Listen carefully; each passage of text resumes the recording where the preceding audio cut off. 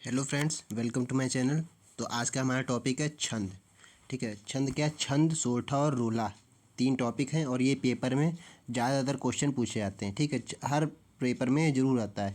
हिंदी के पेपर में ये 6 नंबर में क्वेश्चन आते हैं। 2 नंबर में आता है आपसे छंद, और सोरठा आता है 2 नंबर का, और रोला आता है 2 नंबर का। इन सबसे कहीं ना कहीं घुमा फिरा के आपसे ये जरूर पूछा जाएगा। तो आप अगर आज की इस वीडियो में आप लगे रहते हैं स्किप किए बिना, तो आपको ये समझ में आ जाएगा कि कैसे छंद क्या होता है, सोरठा क्या होता है और रोला क्या होता है। ये बहुत ही इंपॉर्टेंट है। 6 नंबर इसमें से ज़रूर पक्का आएगा, ये समझ लीजिए। आपको ये ज़रूर पढ़ के जाना है पेपर में।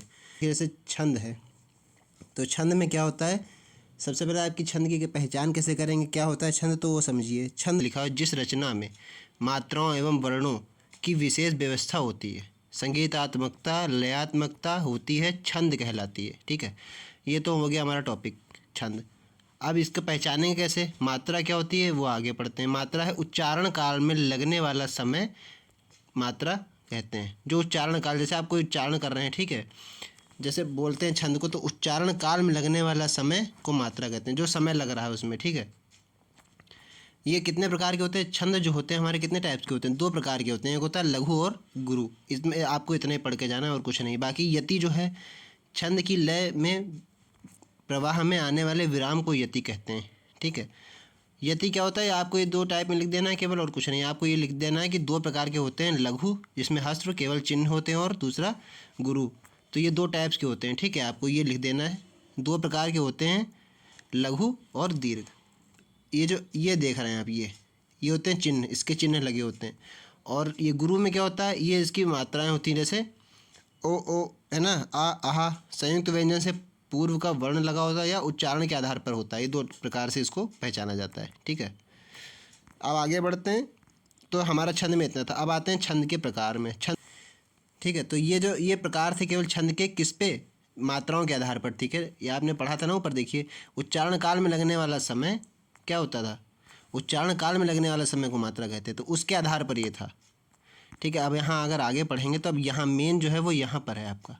यहाँ पर आपसे क्या बोला जा रहा है कि छंद के प्रकार। ठीक है, छंद के प्रकार कौन है? पहला ये वर्णिक, मात्रिक और मुक्त, ये 3 प्रकार के छंद होते हैं।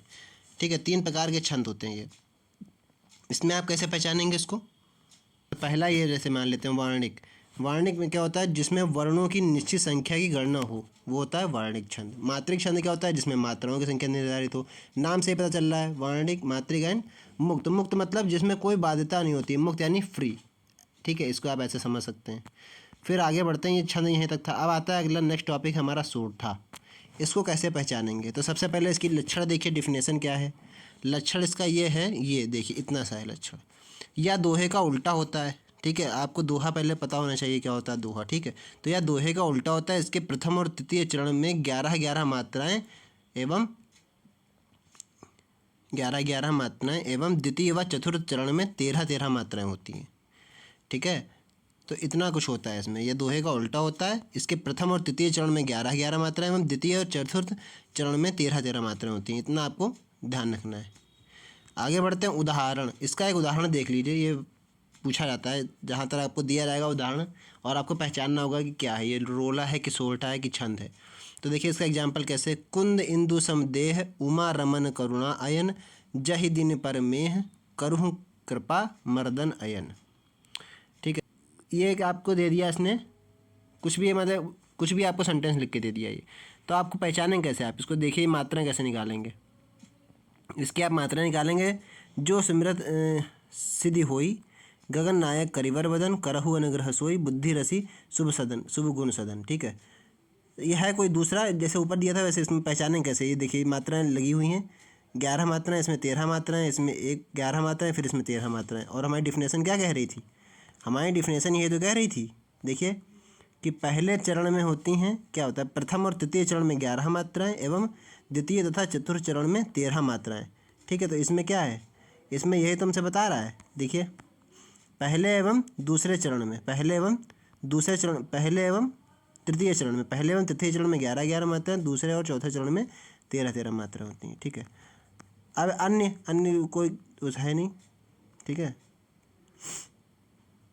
टॉपिक है रोला। रोला क्या होता है, इसको कैसे पहचानेंगे? तो देखिए रोला क्या लिखा हो। रोला यह एक सममात्रिक छंद है। रोला की देखिए ये लक्षण है, इसमें आप देख सकते हैं। इसमें लिखा हुआ यह एक सममात्रिक छंद है।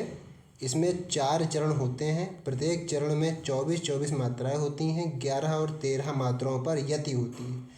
यति यानी कि विराम, यति यानी कि विराम, विराम होता है, मतलब वहाँ पर रोक दिया जाता है, ठीक है। उसके बाद फिर से 11 मात्राएं लगाई जाती हैं, ठीक है।